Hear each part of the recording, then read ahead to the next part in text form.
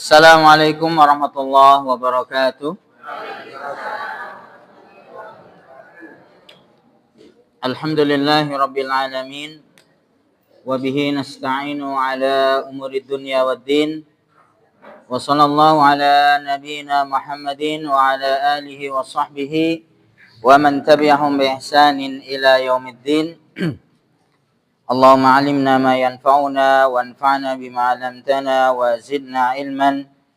Allahumma inna nas'aluka ilman nafi'a wa rizqan thayyiba wa amalan mutaqabbala. Amma ba'd. Sabahul khair, sabahun nur. Kaifa halukum? Bi khairin walhamdulillah. Sami sehat nggih Bapak Ibu-ibu? Alhamdulillah. Ya, kita absen terlebih dahulu. Pak Agus Santoso hadir. Bu Ambar Hadiati hadir.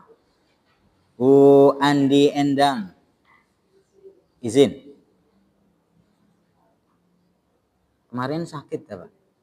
Masih sakit? Syafahullah syifaan ajil. Sakit apa ini Bu? Ada yang tahu? Oh, hari ini ada kepentingan. Oh, okay. Alhamdulillah.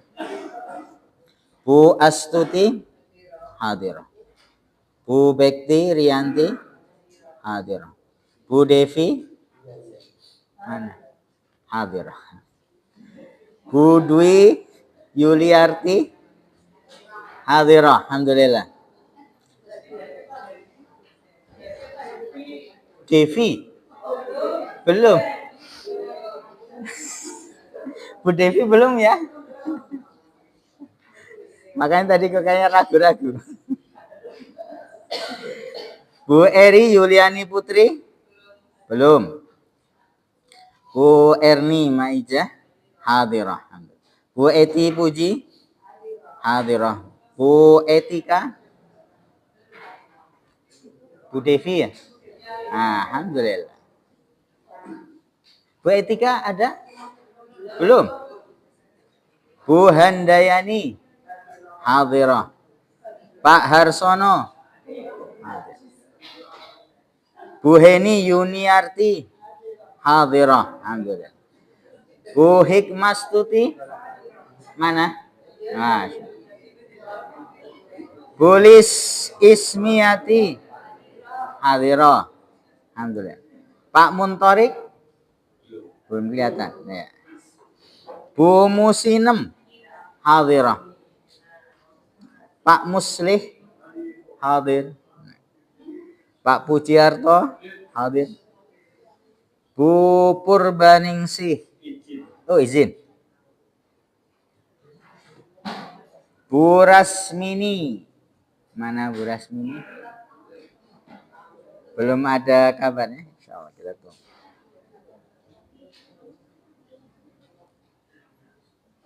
Bu Retni Astuti hadirah. Bu Rohani hadirah. Bu Rosidah, oh sakit, masih sakit. Syafahullah syifaan aja. Sakit napa niki? Oh, lambung. Ya, kita doakan semoga disegerakan kesembuhannya nggih. Bu Rosidah. Bu Salbiah hadir. Bu Siti Khotijah hadirah. Bu Siti Nuryati hadir. Bu Siti Rahayu hadirah. Bu Siti Syarifah izin. Bu Siti Sugianti hadirah. Bu Siti Suriah hadirah. Pak Sugihartoyo hadir. Pak Suharjo belum. Bu Sukarni hadirah. Bu Sumarsih hadirah. Bu Etika ya.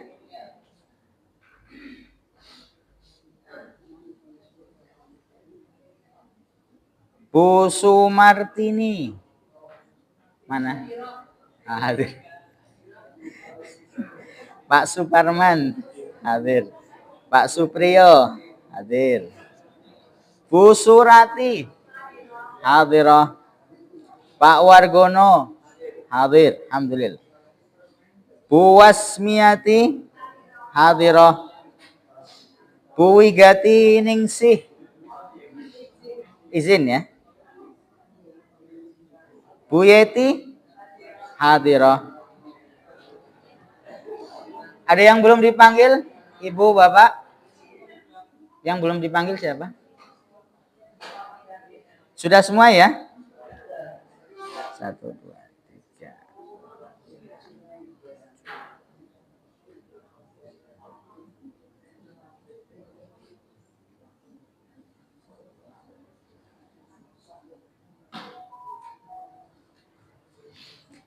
Tiga lima yang hadir. Ya. Oke. Bapak ya ibu-ibu yang semoga senantiasa dirahmati Allah Subhanahu wa taala. Kita akan kembali melanjutkan kajian kita masih dari kitab At-Tauhid ya. Kita masih pada bab yang pertama, ini belum selesai juga. Terakhir kita membahas kandungan bab ya, masih pada kandungan bab. Kita masuk pada Waalaikumsalam. Pak Suharjo nggih, masyaallah.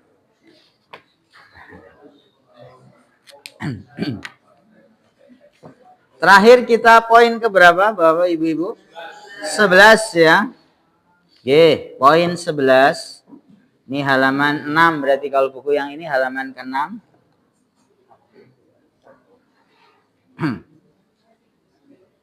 Ya, kemarin terakhir di poin yang ke-11 itu pada ayat atau surat An-Nisa ayat 36 ya. Dan seterusnya di situ terdapat ada 10 hak ya. Hak berarti di sini adalah sesuatu yang harus ditunaikan ya. Perkara-perkara yang wajib ditunaikan oleh seorang hamba, seorang mukmin. Dari 10 hak yang Allah sebutkan di dalam surat An-Nisa. Jadi memang kalau kita perhatikan di dalam Al-Quran itu tidak semuanya berisi tentang cerita-cerita saja, tetapi juga di dalamnya ada berisi tentang tauhid, ya, keimanan kepada Allah Subhanahu wa taala, ya. Di antaranya adalah mengimani akan Allah Subhanahu wa taala, ya.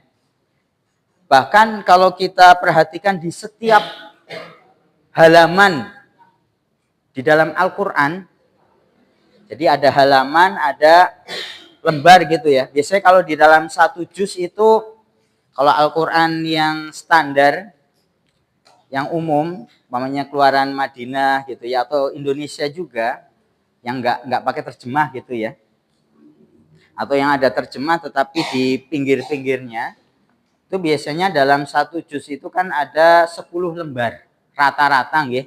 Walaupun memang ada yang barisnya lebih banyak, maka bisa jadi satu juz itu hanya 5 lembar, itu juga ada. Tetapi umumnya itu biasanya satu juz itu ada 10 lembar.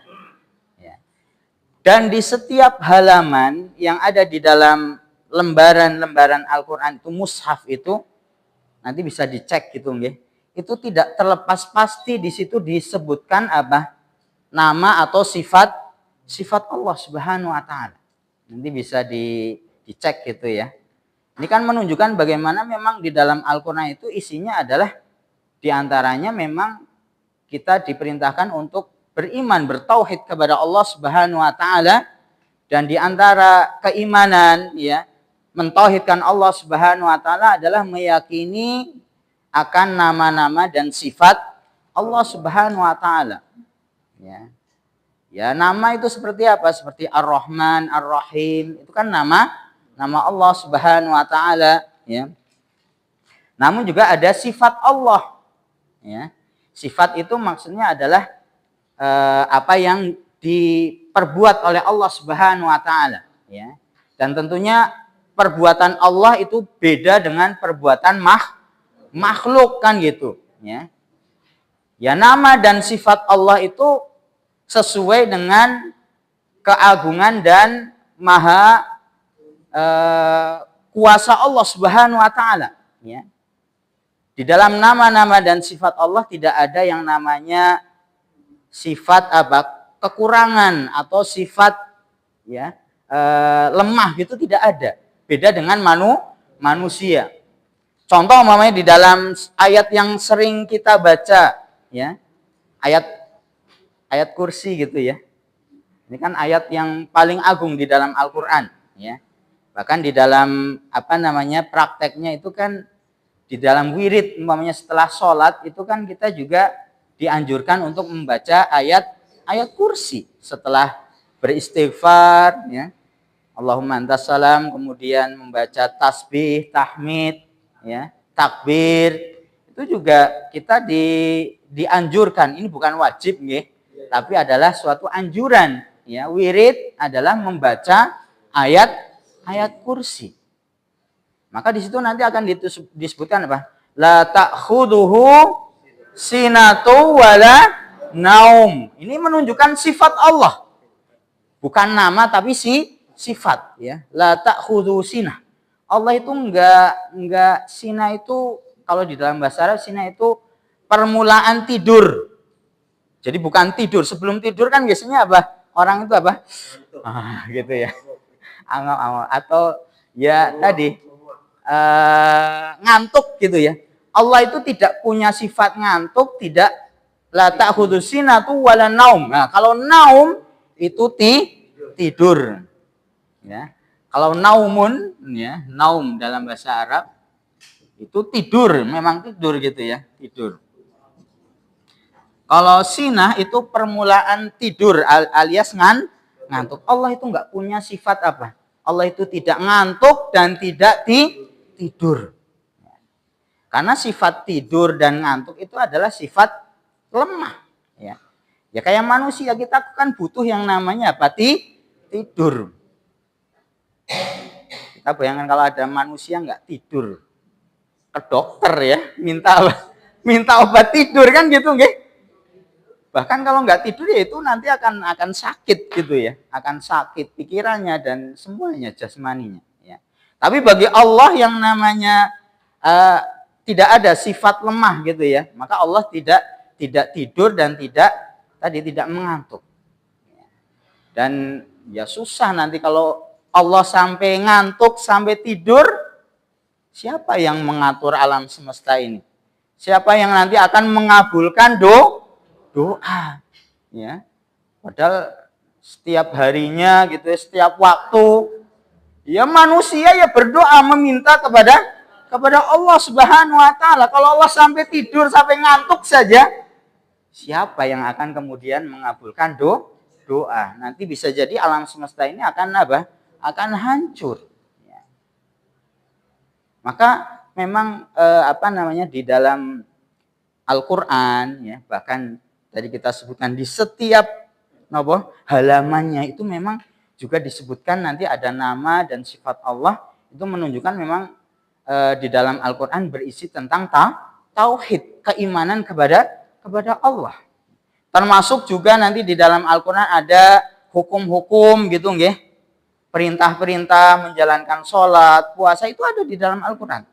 Termasuk juga di dalam Al-Qur'an ada kisah-kisah tentang umat-umat terdahulu umpamanya, ya.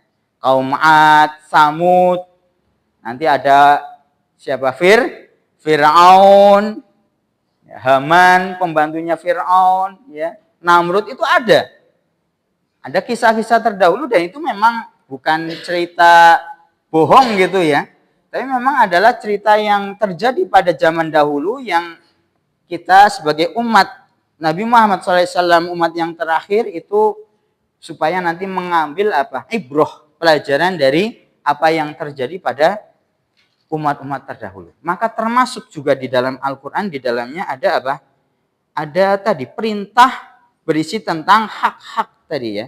Di antaranya adalah di dalam surat An-Nisa. Apa hak-hak yang harus ditunaikan oleh seorang hamba? Bahkan di antara 10 hak itu yang pertama kali disebutkan adalah tentang hak siapa? Haknya siapa? Hak Allah Subhanahu wa taala yang wajib ditunaikan oleh hambanya. Maka di sini disebutkan apa? Wa'budullah wa la tusyriku bihi syai'an. Hak Allah atas hambanya adalah agar hamba itu beribadah, menyembah kepada Allah Subhanahu wa taala. Apakah cukup seperti itu? Wala tusyriku bihi syai'an, dan juga tidak berbuat syirik kepada Allah Subhanahu wa taala. Ini hak yang nomor 1. Berarti nomor 1 itu kan yang paling utama, yang wajib ditunaikan oleh seorang hamba. Makanya ini kan juga masih berkaitan dengan hakikat dan kedudukan dari tauhid ya. Jadi memang tauhid itu urutan yang pertama. Dan kemarin kita sebutkan bagaimana ternyata orang yang dulunya mungkin belum muslim gitu nggih. Yang mana dulu juga pernah berbuat kebaikan kan gitu. Ternyata nanti dengan dia masuk Islam, dia mentauhidkan Allah, ini bagaimana keutamaan kedudukan dari tauhid itu menjadikan amal yang dulu dilakukan karena dia awalnya adalah tidak muslim, bisa jadi kalau dia meninggal dalam keadaan kafir, tidak akan diterima amalnya, tidak akan bermanfaat kan gitu nggih. Tapi dengan dia mentauhidkan Allah, masuk Islam, ya. Hanya kemudian dia beribadah hanya kepada Allah, itu yang menjadikan amal yang dulu pernah dilakukan pun juga dibalasi oleh Allah Subhanahu wa taala. Ini sekali lagi ini menunjukkan bagaimana keutamaan dari tauhid itu sendiri. Orang beriman, masuk Islam kan berarti apa? Dia bersaksi ya. Bersaksi bahwasanya Allah itulah satu-satunya yang berhak untuk diibadahi dan Muhammad bersaksi bahwasanya Muhammad adalah utusan Allah Subhanahu wa taala, ya. Maka di antara rahasianya kemarin kok bisa orang yang dulu beramal sebelum masuk Islam ternyata juga akan mendapatkan ganjarannya ketika orang kemudian masuk Islam. Kemarin kan kita bacakan hadisnya ya. Di dalam hadis itu disebutkan, ini riwayat Bukhari dan Muslim, aslamta ala ma aslafta minal khair. Aslamta ala ma aslafta minal khair. Kemarin ya hadisnya. Engkau itu masuk Islam dan itu akan menjadikan amal yang dulu telah engkau lakukan dari kebaikan itu juga diterima oleh Allah Subhanahu wa taala, ya. Dan ini sekali lagi ini menunjukkan dari kedudukan dari tauhid, ya. Di sini disebutkan kenapa kok bisa sampai amal yang dulu dilakukan itu diterima oleh Allah? Fa ahqqul huquq haqqullah.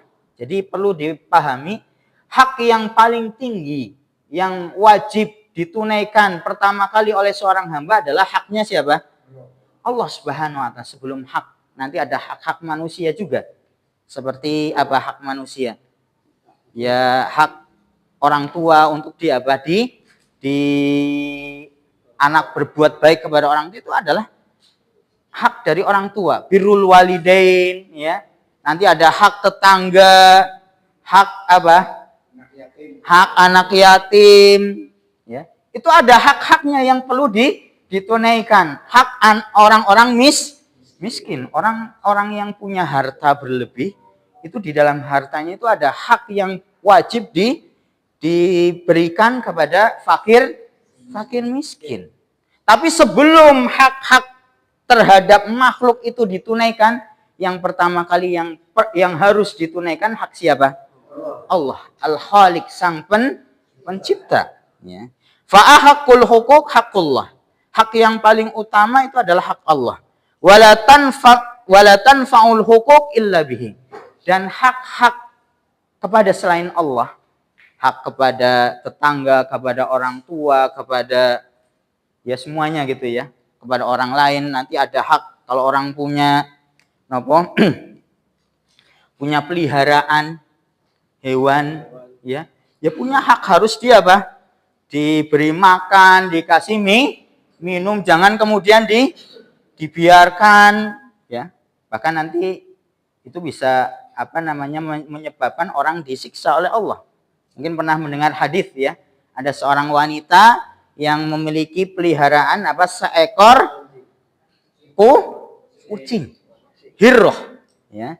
Udzibatil imratun fi hirroh. Jadi Nabi menyebutkan akan ada seorang wanita yang nanti akan diazab, disiksa oleh Allah Subhanahu wa taala karena sebab apa? Kucing.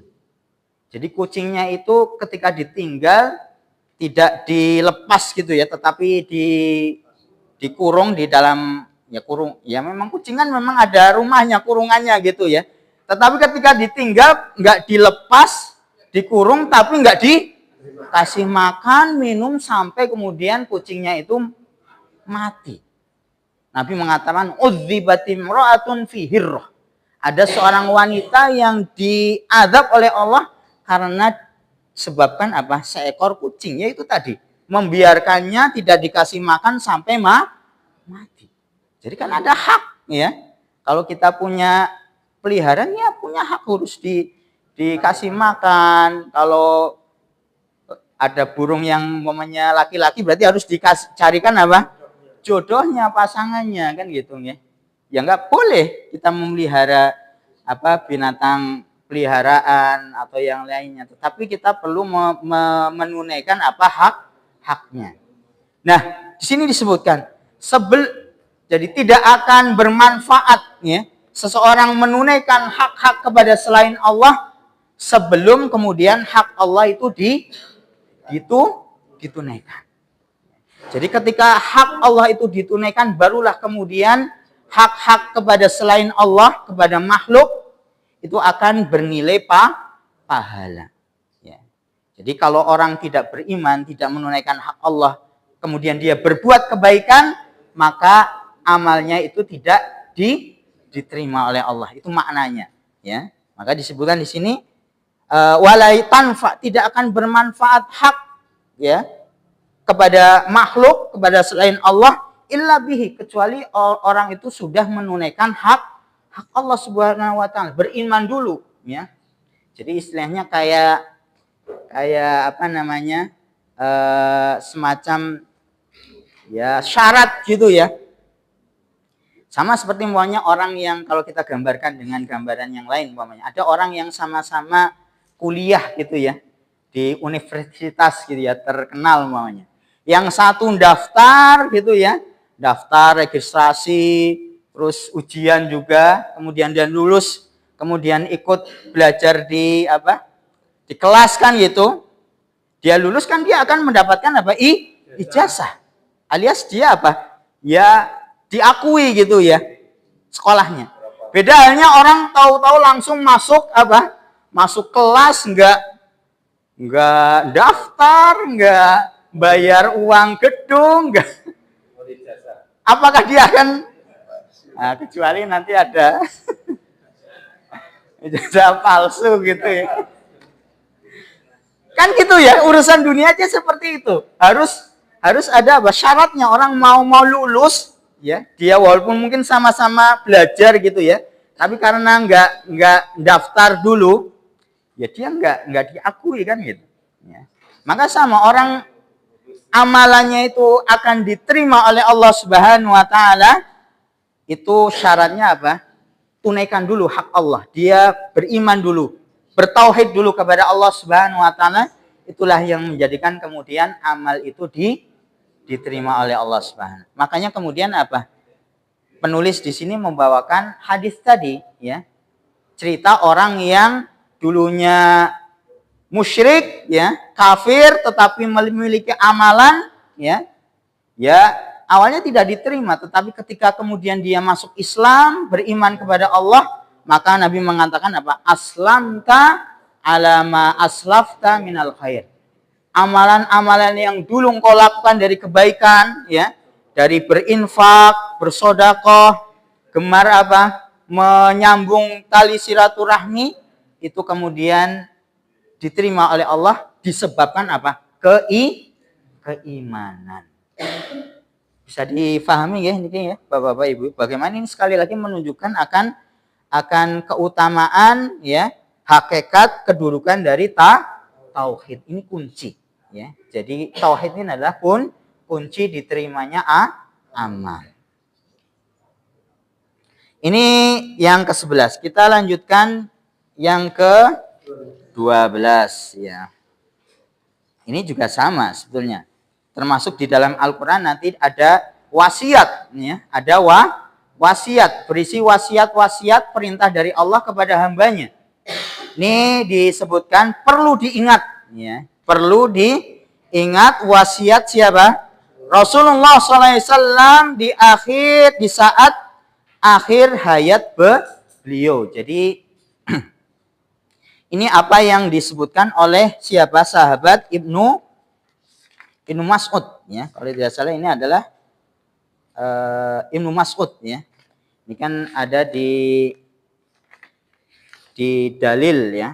Di dalil halaman 3 itu disebutkan, ya. Ibnu Mas'ud berkata gitu, ya, barang siapa yang ingin melihat wasiat Muhammad SAW yang tertera di atas cincin stempel milik beliau, maka hendaklah membaca firman Allah. Nah, ini di dalam surat apa?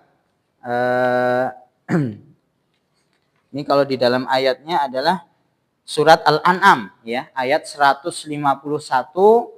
152 dan 153. Ini adalah berisi tentang wasiat, ya. Wasiat Rasulullah, ya, kepada umatnya. Dan perlu difahami Bapak-bapak, Ibu-ibu yang semoga dirahmati Allah Subhanahu wa taala. Jadi ketika Ibnu Mas'ud, sahabat Nabi bernama Ibnu Mas'ud, mengatakan wasiat ini, bukan berarti maknanya adalah Nabi itu langsung memberikan wasiat gitu, ya. Berkata Nabi, wahai sahabatku, ya, saya berwasiat, lihatlah wasiat-wasiat Allah di dalam surat Al-An'am 151 sampai 153. Itu tidak seperti itu maksudnya Nabi mengatakan secara langsung, tidak. Tetapi ini adalah apa? Dari pemahaman siapa? Sahabat Ibnu Mas'ud. Jadi ketika di akhir-akhir hayatnya Nabi SAW sebelum beliau meninggal, itu apa yang diwasiatkan oleh Nabi, isinya itu apa yang ada di dalam surat Al-An'am ayat 151 sampai 153. Ini maksudnya, ya. Perlu diingat wasiat Rasul itu bukan Nabi langsung mengatakan itu, tidak. Tetapi ini dari pemahaman siapa? Ibnu Mas'ud, apa yang diwasiatkan oleh Nabi di akhir hayat beliau itu adalah isinya apa yang ada di dalam surat Al-An'am, ya. Ini disebutkan wadzalika min hadithi Ibnu Mas'ud, ya. Ini dari perkataan Ibnu Mas'ud, lakinnan Nabi SAW lam yusi biha haqiqah. Yang mana secara hakikatnya Nabi tidak secara langsung memberikan wasiat itu, kan gitu. Bal asyara ilaina, tetapi Nabi memberikan isyarat, ya, akan wasiat itu, dan itu apa yang tercantum di dalam surat Al-An'am. Dan kalau kita perhatikan, ini kan kapan Nabi mengucapkan wasiat ini atau memberi isyarat yang berisi wasiat di dalam surat Al-An'am tadi? Ini kan di akhir hayat beliau. Jadi kalau itu adalah sesuatu yang diwasiatkan oleh Nabi mendekati ajal beliau, berarti ini kan adalah wasiat yang penting atau tidak penting? Tentunya sesuatu yang sangat penting. Ya, biasanya orang mau meninggal gitu kan, biasanya dia akan memberikan wasiat, ya, kepada anak-anaknya atau orang yang ingin diberi wasiat kan gitu nggih. Saya punya umpamanya tanah di sana gitu ya. Di sana nanti ya nanti kalau berkaitan dengan wasiat nanti beda dengan yang namanya warisan gitu nggih. Nanti kalau berkenaan dengan wasiat, orang boleh berwasiat, alias wasiat itu maksudnya memberikan harta kepada orang lain ya yang bukan keturunannya. Kalau apa namanya? Harta warisan itu untuk keturunan kan ya, kerabat ya.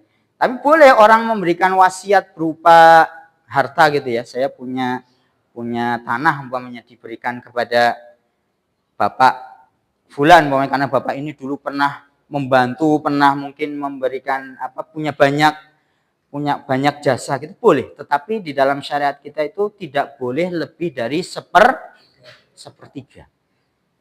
Tidak boleh dari sepertiga harta. Jadi memang jangan sampai kemudian malahan diwenang gowong liya, keturunannya sendiri nggak dapat apa-apa. Islam itu menjaga, ya, menjaga agar ya keturunan anak atau kerabatnya itu nantinya juga dapat dapat warisan, ya. Jadi wasiat itu kan nanti ada yang berkaitan dengan harta atau ya ada wasiat berkaitan mungkin dengan pesan-pesan kan gitu ya. Maka termasuk juga yang diwasiatkan dan memang wasiat ini kalau kita lihat dari zaman dahulu ya, Nabi Ibrahim berwasiat kepada anaknya nanti siapa? Imron ya. Karena memang nanti di dalam Al-Qur'an juga ada surat Ali Imron. Imron ini orang yang soleh ya. Diceritakan di dalam Al-Quran itu juga nanti ada di situ disebutkan wasiat Imron kepada anak-anaknya, Nabi Ibrahim kepada anak-anaknya. Jadi memang wasiat ini perkara yang sudah lazim gitu ya. Orang memberikan wasiat ya. Dan biasanya kalau orang-orang soleh terdahulu bukan berkaitan harta biasanya, tetapi lebih kepada perkara-perkara agama ya. Apa yang nanti akan disembah, diibadahi setelahku kan gitu. Ini perhatian akan masalah keimanan gitu ya. Jangan tinggalkan sholat, wasiatnya seperti itu ya. Rukun dengan saudara ini penting ya. Orang tua kemudian sebelum meninggal memberikan wasiat kepada anak cucunya atau kepada orang yang dia mungkin cintai kan gitu ya.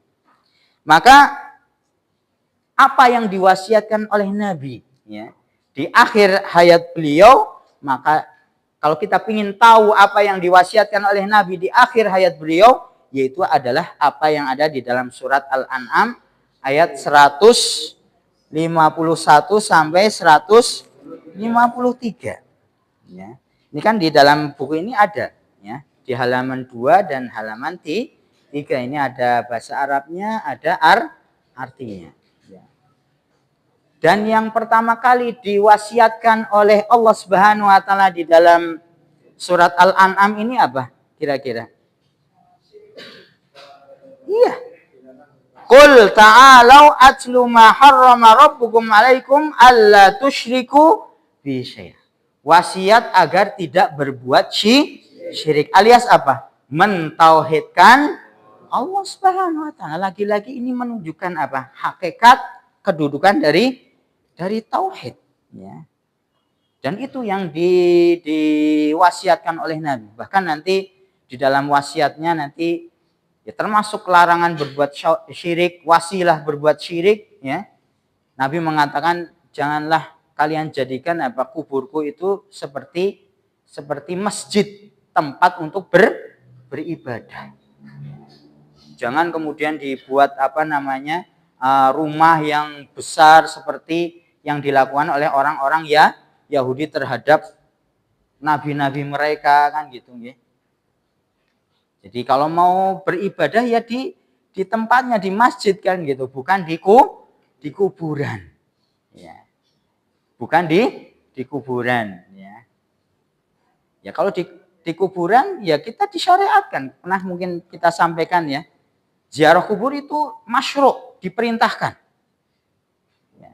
Tetapi ziarah yang kubur yang dicontohkan oleh Nabi adalah ya mendoakan, ya, mendoakan supaya apa? Supaya penghuni kuburnya diberikan rahmat, diampuni oleh Allah Subhanahu wa taala, ya. Ini adalah bentuk dari ziarah kubur yang itu masyru', ya. Dan kita akan mendapatkan pahala dari ziarah kubur itu.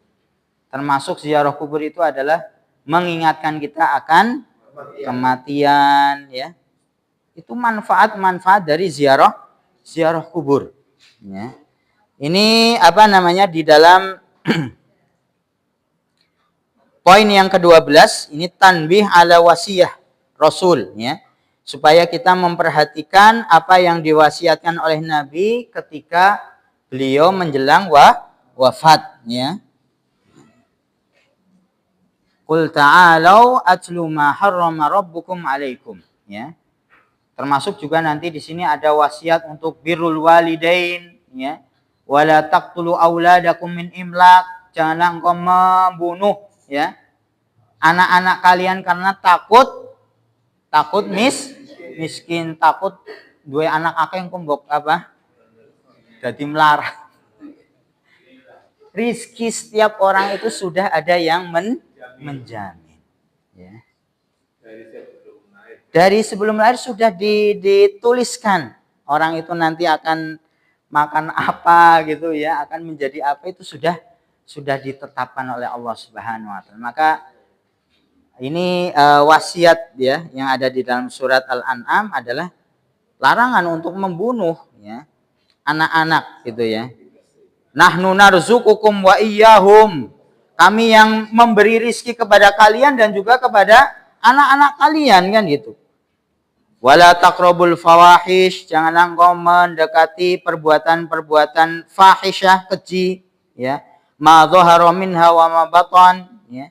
Ini wasiat-wasiat Nabi yang itu ada di dalam Al-Qur'an. Jelas niki nggih, Bapak Ibu-ibu, poin yang ke-12, ya. Sekali lagi ini di dalamnya terdapat wasiat Nabi gitu, ya. Yang itu Allah sebutkan di dalam Al-Qur'an. Dan yang pertama kali disebutkan adalah larangan atau wasiat menjauhi kesyirikan alias mentauhidkan Allah Subhanahu wa taala.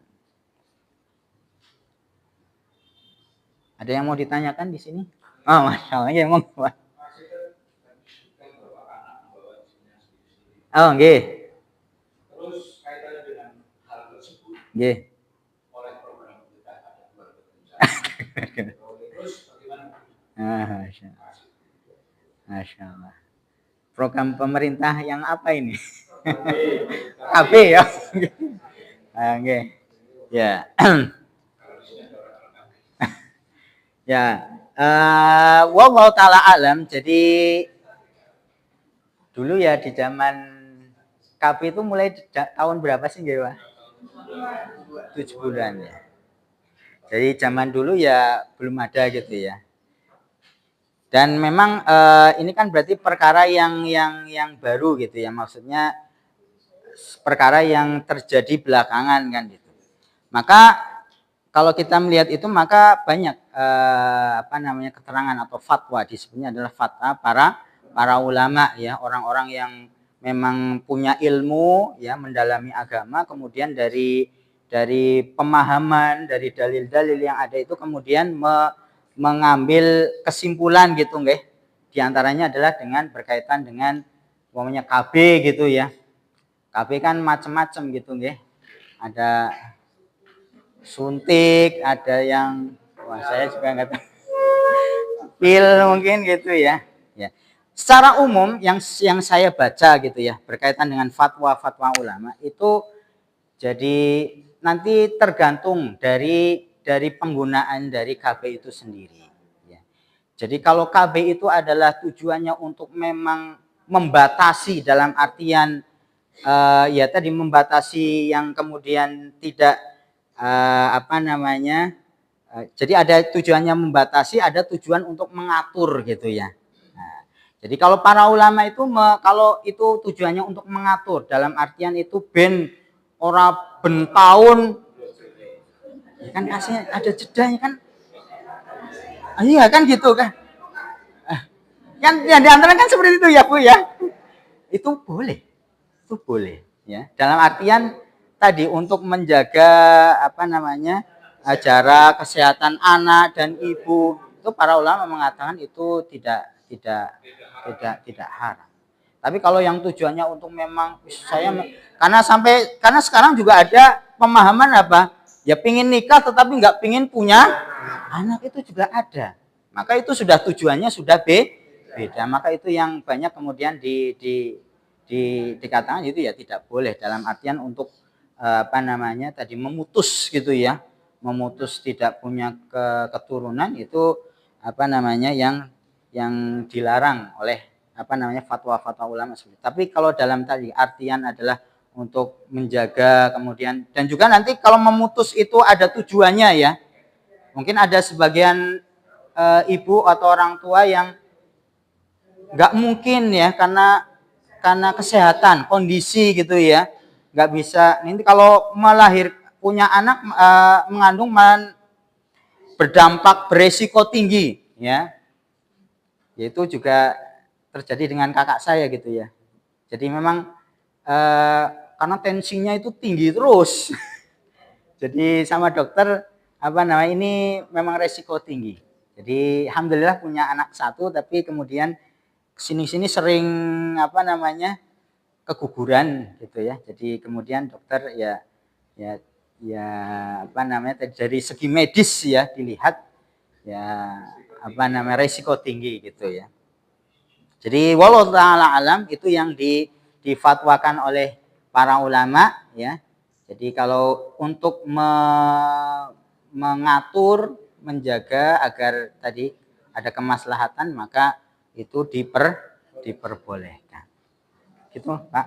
Ya. Tadi kan menyampaikan bahwa di kuburan tidak boleh beribadah. Ya. Padahal termasuk apa yang Ustaz sampaikan, doakan ataupun ya betul. Ibadah juga. Betul. Nah, berarti dalam ini ibadah yang misalnya dengan sholat betul.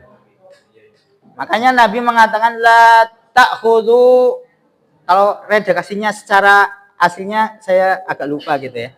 La tattakhidhu qabri masjidan. Kata Nabi, janganlah jadikan kubur itu tempat untuk masjid kan sujud. Berarti melakukan sholat yang di situ ada gerakan sujud. Makanya sholat jenazah itu boleh dilakukan di kuburan boleh. Ya memang nggak ada sujudnya. Nggak ada sujudnya. Nggak ada sujudnya. Jadi umpamanya bapak nih tahu ada saudaranya atau kerabatnya meninggal, ternyata nggak keburu sholat nyolati di masjid atau di rumahnya, datang ke kubur disolati, dimakamkan boleh. Itu ada hadisnya. Nabi pernah jadi diriwayatkan Nabi di Masjid Nabawi dulu, masjid yang Nabi tinggal di sana, maksudnya ya rumah Nabi kan di samping masjid itu. Ada seorang wanita yang sehari-harinya itu membersihkan Masjid Nabawi. Itu nanti di dalam hadis ada. Jadi setelah beberapa hari Nabi itu nggak nemuin wanita itu. Biasanya ada yang wanita itu yang bersih, kok ini berapa hari nggak kelihatan. Maka bertanya kepada para sahabatnya, kemana wanita yang biasa membersihkan masjid itu? Maka diberitahu bahwasanya sudah meninggal beberapa hari yang lalu. Para sahabat menganggapnya lawong cuma bersih-bersih resik-resik masjid kan Nabi mungkin nggak begitu perhatian. Tetapi ternyata Nabi ngerti pengertian gitu ya. Walaupun dilihatnya itu adalah amalan yang mungkin sepele gitu ya membersihkan, tapi ternyata Nabi sangat perhatian. Ini kan menunjukkan akan keutamaan tadi ya, menjaga masjid ya. Makanya nanti kalau di dalam tafsir itu termasuk memakmurkan masjid itu tidak hanya membangun, tetapi juga meramaikan dengan amal ibadah, termasuk juga memperhatikan apa? Kebersihan masjid. Kalau di dalam hadisnya itu seperti Nabi itu seperti marah gitu ya. Kenapa kalian tidak kasih tahu saya gitu ya? Wanita itu sudah meninggal. Maka Nabi mengatakan, beritahu saya di mana makamnya. Maka kemudian Nabi mendatangi makamnya dan sholat jenazah. Ya. Jadi boleh. Karena memang juga tadi la tattakhidhu qabri masjidan, kata Nabi, itu adalah ya memang sholat yang di situ adalah ibadah dalam artian ya ada sujud, ada walaupun itu memang ibadah juga ya sholat jenazah, tapi memang itu berbeda, tidak ada bentuk sujudnya. Makanya termasuk juga nanti para ulama berbicara tentang bagaimana kalau baca Al-Quran di kubur. Bagaimana, Bu? Ya, wallahu ta'ala a'lam. Sebetulnya ya tadi, kalau kita mengacu kepada tadi, kuburan itu bukan tempat untuk beribadah, maka ya tidak perlu kemudian membaca Al-Quran di kuburan. Ya. Walaupun memang ada pendapat gitu ya, umpamanya ada pendapat yang mengatakan bacaan Al-Quran itu bisa dikirimkan kepada orang yang sudah meninggal. Itu ada dua pendapat memang. Ada yang mengatakan tidak sampai, ada yang mengatakan sampai. Termasuk yang mengatakan tidak sampai itu adalah Imam Syafi'i. Imam Syafi'i sendiri mengatakan tidak sampai. Bacaan Al-Quran, orang yang masih hidup ditujukan kepada mayit, itu tidak akan sampai. Tidak akan. Mazhab Imam Syafi'i itu mengatakan tidak sampai. Padahal orang Indonesia kebanyakan mazhabnya apa? Syafi'i. Bahkan yang mengatakan sampai itu adalah Imam Ahmad bin Hambal. Hambali itu mengatakan bacaan Al-Quran itu sampai kepada orang yang meninggal. Tapi tidak perlu juga kemudian membacanya di kuburan, bisa di rumah. Ini bagi yang mengambil pendapatnya siapa? Imam Ahmad ya. Tapi kalau tadi pendapatnya Imam Syafi'i dan imam-imam yang lain mengatakan tidak sampai. Yang sampai itu seperti sodakoh. Itu memang ada hadisnya ya. Tasaddaq ya. Berinfaklah untuk orang yang, maksudnya ada orang yang ingin berinfak untuk ibunya atau orang tuanya yang telah meninggal, itu Nabi mengatakan bersodakohlah, alias yaitu akan sampai. Atau umpamanya ada orang yang termasuk juga, ini secara hadisnya memang disebutkan, ada orang yang berhaji gitu ya, menghajikan siapa? Itu sampai. Tapi untuk amalan-amalan yang lain itu tidak disebutkan di dalam hadis ya. Seperti sholat, umpamanya saya sholat, saya ini tujukan sholatnya untuk tidak sampai, karena pendapat itu karena tadi berdasarkan dalil. Tapi hajinya kalau haji sampai, seperti sodakoh itu sampai, karena memang ada hadisnya yang langsung menunjukkan itu. Termasuk tadi ya bacaan Al-Quran. Jadi kalau memang mengambil pendapat yang sampai, ya boleh kemudian membacanya, tapi tidak perlu di kuburan. Kalau kuburan itu memang yang dicontohkan oleh Nabi adalah ketika Nabi datang ke kuburan bukan membaca kemudian memang bukan tempat untuk ibadah, alias di situ adalah untuk mendoakan orang yang sudah meninggal agar diampuni, diberikan kelapangan kubur, rahmat dari Allah Subhanahu, itulah yang yang mana? Iya, betul. Ada sebagian memang doa-doa yang secara spesifik itu disebutkan di dalam Al-Quran, tapi memang ditujukan niatnya adalah untuk mendoakan. Jadi kalau apa ya ini nanti niatnya gitu ya. Walaupun itu memang apa namanya doa tapi redaksinya dari Al-Qur'an tapi memang niatnya adalah kita untuk doa gitu ya. Bukan untuk membaca Al-Qur'annya kan gitu. Nanti tahu maaf ini ya. Itu kan ada sekalipun saya udah alhamdulillah udah tidak yang masih ada kadang yang melaporkan malam Jumat dan dikubur pulang kadang-kadang dia cuma minat kalau orang itu balik hidung kanannya itu barangkali yang pada paham itu apa gimana? Apa itu? Paham itu maksudnya? Ini maksudnya ada yang punya sekalipun itu mungkin sebenarnya ada untuk ajakan bahwa itu untuk berdoa itu luar biasa karena saya doa ya. Nah itu ada yang sampai mungkin ini perkiraan saya tidak tahu ya kan saben malam Jumat kan kadang-kadang dia belajar gimana pada paham itu bagaimana tadi itu loh balik main jalan ya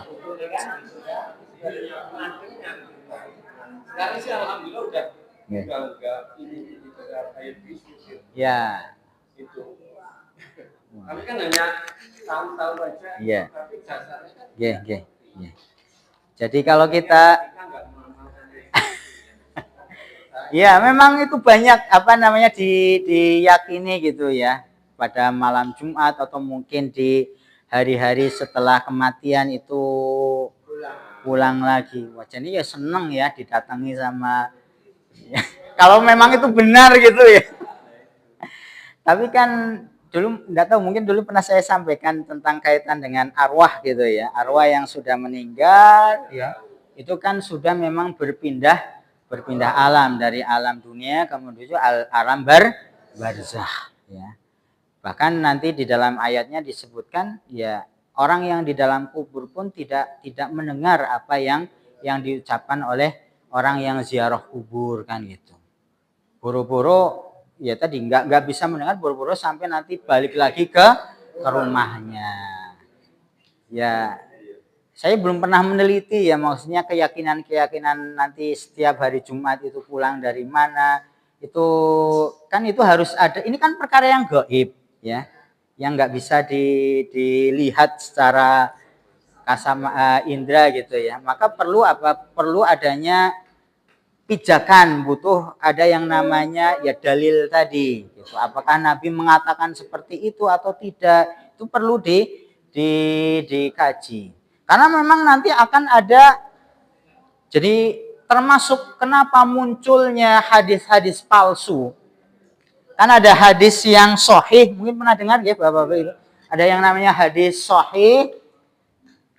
Hadis itu artinya adalah perkataan Nabi, ya. Bisa perkataan, bisa perbuatan atau apa yang disetujui oleh Nabi, ya. Kan ada hadis yang sahih. Sahih artinya itu benar alias bisa dijadikan pedoman untuk melakukan suatu amalan. Tapi ada juga yang namanya hadis dhaif. Dhaif ini artinya lemah. Di antara dhaif ini nanti macam-macam lagi. Ada yang palsu, maudhu, ada yang mungkar, ada yang dhaif jiddan alias itu tidak bisa digunakan untuk melakukan suatu amalan. Ya. Dan kenapa kalau diteliti, kenapa kok ada muncul hadis-hadis dhaif ini? Di antaranya ini salah satunya ya.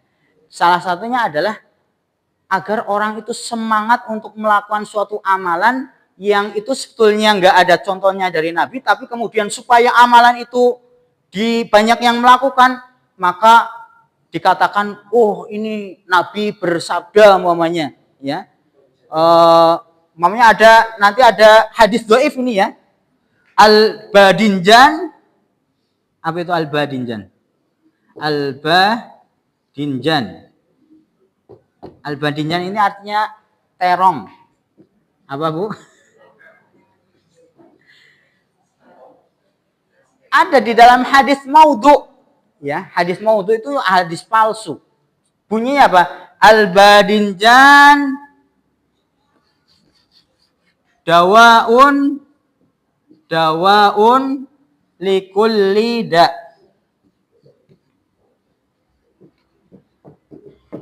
Terong itu obat dari segala penyakit. Tapi siapa yang mengatakan ini? Bakul teh. Tapi ini yang kemudian dinisbatkan, oh ini Nabi pernah berdawuh gitu ya. Badinjan, terong itu adalah obatnya dari segala penyakit. Tapi yang ngomong ternyata siapa? Bakul terong, supaya terongnya lah. Ya sama juga seperti itu. Ada yang ingin membuat amalan itu yang sebetulnya awalnya nggak ada contohnya dari Nabi, tapi supaya orang itu bersemangat ya disebutkan itu arwah terus datang dan seterusnya. Nah, di dalam kita berdalil pun juga harus dilihat apakah hadis itu sahih atau doif ini. Bukan ya palsu, memang karangan itu banyak bahkan bisa jadi itu adalah perkataan yang tersebar gitu ya, diyakini oleh banyak orang, tapi ya memang itu nggak ada kalau diurut itu bukan perkataan Nabi, tapi hanya perkataan ya mungkin nggak tahu siapa yang ngomong, bisa jadi. Makanya berkaitan dengan tadi ya, umpamanya orang diyakini dan seterusnya, itu memang ya kalau kita lihat di situ apakah memang itu berdasarkan dari hadis yang sahih, memang Nabi pernah mengatakan itu atau tidak, atau itu hanya sebatas hadis palsu atau hanya omongan orang saja kan gitu, atau itu ada omongan yang berkaitan dengan mungkin keyakinan selain Islam gitu ya. Mungkin ada dulu keyakinan orang Buddha atau orang Hindu umpamanya, meyakini yang setiap 7 hari itu datang, atau 7 hari setelah orang meninggal itu datang, dan bisa jadi itu dari dari keyakinan yang bukan Islam. Karena ya kalau di dalam sejarah Indonesia kan dulu sebelum ada Wali Songo itu kan ya memang ya ada keyakinan itu kan gitu. Datangnya Wali Songo tidak langsung merubah, tetapi kemudian ya tadi budaya yang ada sebetulnya ingin merubah itu semuanya, tapi dengan sedikit demi sedikit. Maka kalau kita orang yang paham membaca gitu ya, maka ya itu berarti sudah tidak kemudian diamalkan lagi. Dalam artian itu ternyata rujukannya adalah malah bukan dari Islam, tetapi dari agama lain. Bagaimana praktek Nabi? Itu kan tinggal kita melihat ya karena tuntunan kita kan dari Nabi. Bagaimana Nabi berziarah kubur, bagaimana Nabi memberikan arahan bagi orang yang sudah meninggal, apa yang dilakukan itu kan sudah ada. Tinggal kita manut, ngikut apa yang dicontohkan oleh Nabi, ya insya Allah itu yang menjadi jalan keselamatan, daripada ngikuti yang sana-sana yang nggak jelas. Wis capek-capek, keluar biaya, keluar tenaga, ternyata nggak ada tuntunannya dari Nabi.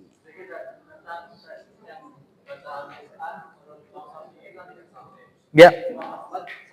Ya.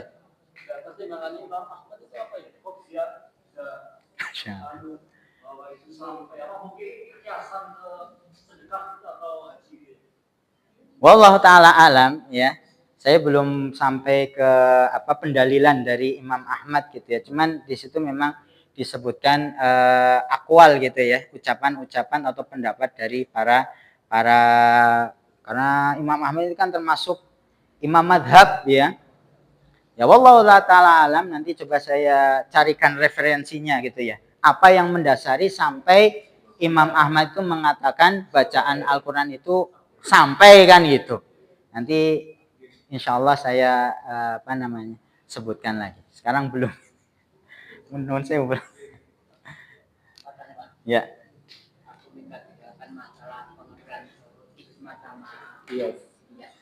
Ijma sama kias. Ya, ini Bapak menanyakan apa itu ijma, apa itu kias ya. Jadi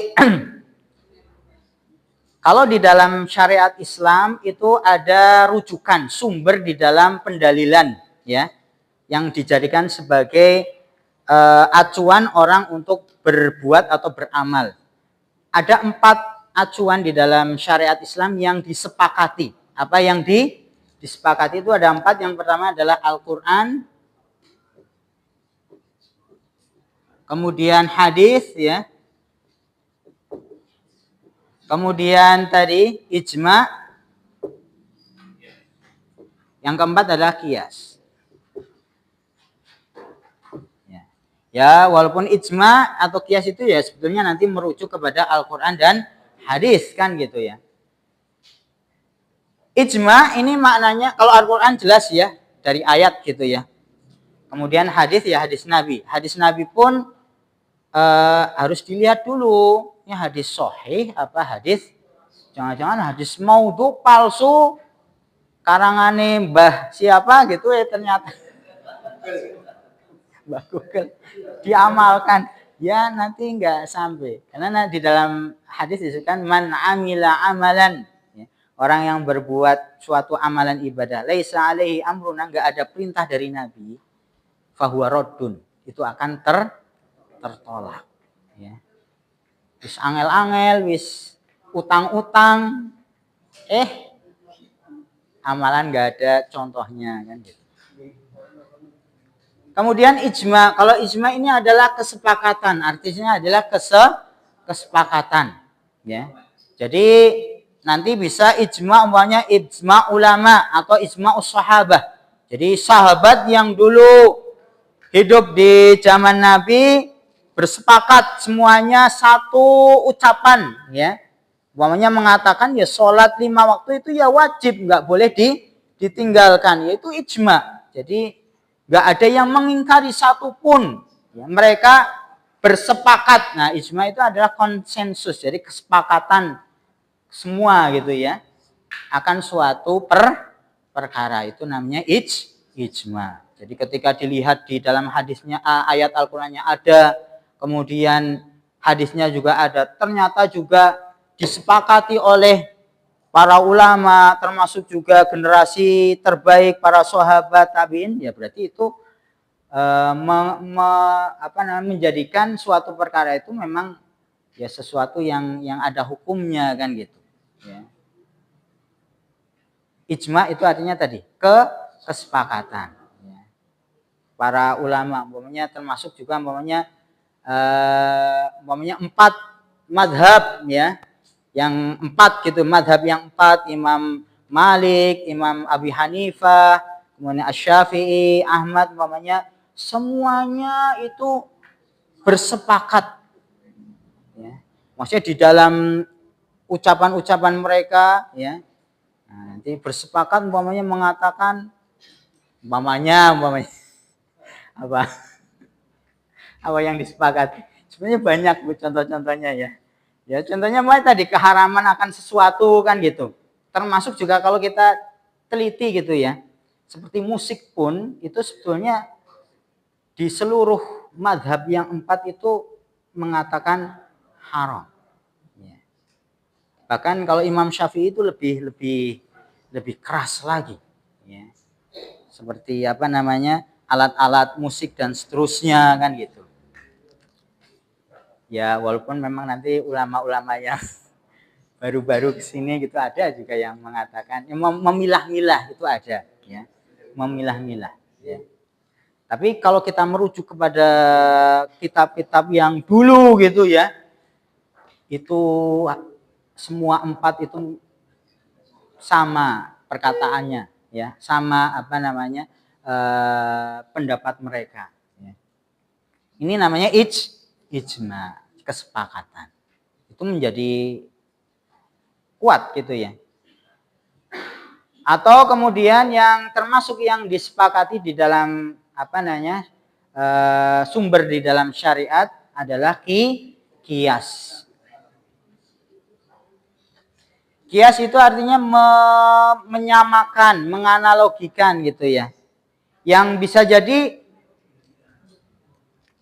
di contohnya yang mudah saja, umpamanya kenapa kalau di Indonesia itu zakatnya dengan beras? Apakah Nabi dulu ketika zakat fitrah umpamanya zakatnya pakai beras? Ya bukan. Berarti bid'ah ini. Orang zakat pakai beras. Wong Nabi kan enggak dengan beras. Pakai ya ada gandum.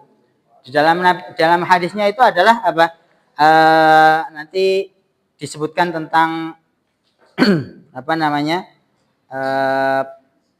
komoditi ribawi ya, yang benda-benda itu dia ada kekhususan gitu ya. Contohnya namanya az-zahab biz-zahab ya, emas dengan emas, perak dengan perak ya, gandum dengan gandum, syair bis syair ya, bur bil bur ya, al-milh bil milh. Itu kalau ditransaksikan, ditukar itu harus apa? Harus sama. Umpamanya gandum merek bagus gitu ya. Umpamanya ya gandum yang bagus gitu, ketika ditukar dengan gandum yang kurang bagus, itu tidak boleh takarannya berbeda. Oh ini karena bagus 1 kilo bisa ditukar dengan 2 kilo gandum biasa, nggak boleh. Ya. Ini nanti menjadi riba. Nah, apakah di zaman Nabi orang-orang itu berzakat dengan beras? Tidak. Tapi kenapa kok boleh kemudian orang Indonesia berzakat dengan beras? Karena kemudian dikiaskan ya. Ini dikiaskan, disamakan ya. Yang dimaksud dengan umpamanya Nabi itu orang-orang dahulu berzakat itu dengan tadi syair, gandum dan seterusnya, itu adalah dinilainya adalah barang pokok, makanan pokok. Maka nah, kalau makanan pokok di sana memang gandum, tetapi makanan pokok di Indonesia apa? Beras. Maka orang Indonesia mengeluarkan zakat dengan beras. Dalilnya apa? Kias, mengkiaskan dengan dalil yang disebutkan oleh Nabi ya. Orang yang mengeluarkan zakat pun dengan tadi sok ya, dengan 1 sok bur gitu ya, tamer umpamanya ya. Nah itu dengan asumsi itu adalah makanan pokok. Maka orang Indonesia ketika membayar zakat ya nggak mesti kemudian dengan gandum atau kurma, tetapi dengan makanan pokok yang ada pada negara itu ya adalah beras. Bisa jadi di Papua sana kalau makanan pokoknya apa? Sagu, ya berarti dengan sagu. Ini pendalilannya dari mana? Dari kias. Ya. Makanya juga orang nuker mau lebaran, harap bagi-bagi uang buat cucunya gitu ya.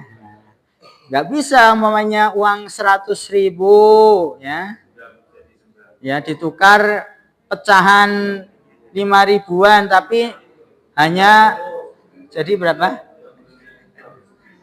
Harus nanti bayarnya jadi maunya dilebihin 110.000, ada selisih, nggak boleh. Dihitungnya apa? Riba. Karena apa? Karena tadi dikiaskan antara uang yaitu alat tukar menukar dengan dulu zaman dahulu alat tukar menukarnya adalah apa? Emas.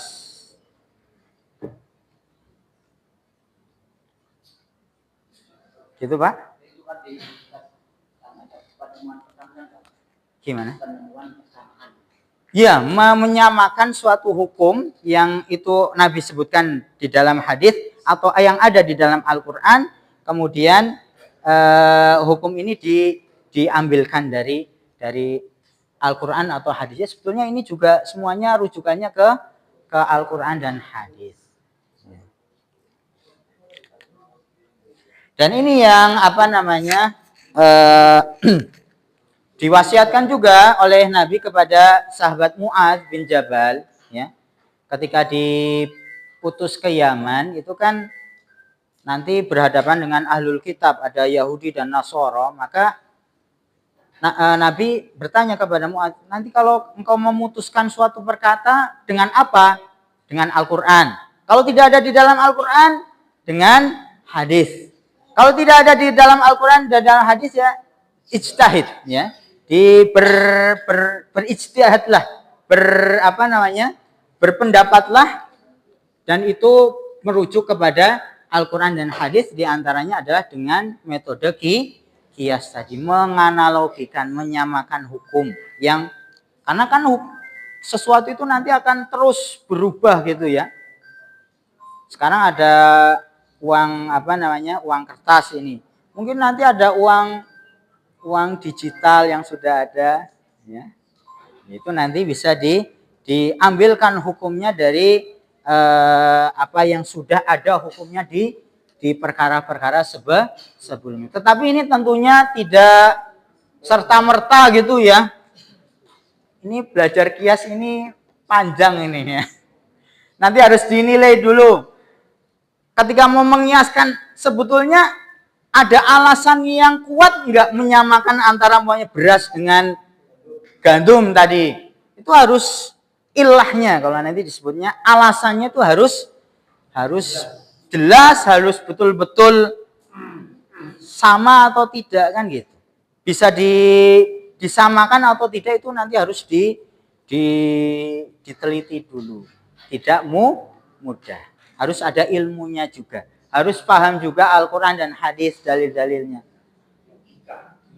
Ada logikanya, tapi juga harus sesuai dengan dalil-dalil yang ada. Jadi tidak istilahnya bebas gitu ya. Dan itu dipelajari di dalam, kalau di dalam ilmunya adalah usul fikih. Pernah dengar nggih, Pak? Usul fikih. Usul fikih. Ini kita mempelajari tentang dirasah ad-dalil, ya.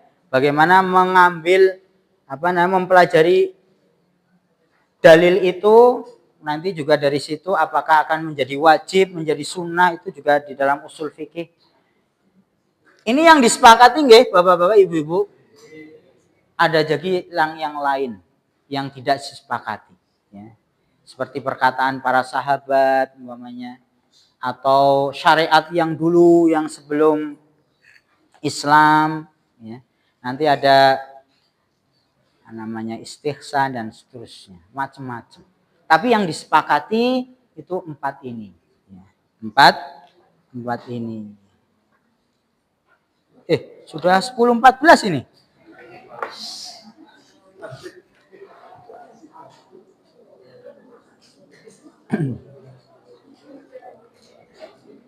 Ya, kalau kita maksudnya mungkin nggak terlalu masuk ke ini ya. Kita sekarang tuh mudah, sudah ada ulama-ulama yang memikirkan dari dulu, kita terima jadinya, sudah langsung tahu, oh zakat boleh dengan beras. Jadi fikihnya langsung yang sudah matang gitu ya. Ini halal, ini haram. Tetapi mengambil hukum dari dalil-dalil itu memang pakai namanya usul fikih. Wallahu taala alam bisawab, ya. Itu semuanya ilmu sebenarnya. Ilmu di dalam syariat kita, ya. Dan ya kalau kita bisa mempelajarinya, ya itu nanti kalau mau jadi ulama, mau jadi ini ya, dai juga nah. Insya Allah ya, kalau kita diberikan umur yang panjang, semoga diberikan keberkahan untuk bisa mengaji itu gitu ya. Cekam nggih Bapak Ibu-ibu. Ya, terima kasih atas perhatian dan kedatangannya. Kita akhiri dengan doa kafaratul majlis. Subhanakallahumma bihamdika asyhadu an la ilaha illa anta astaghfiruka wa atubu ilaik. Assalamualaikum warahmatullahi wabarakatuh.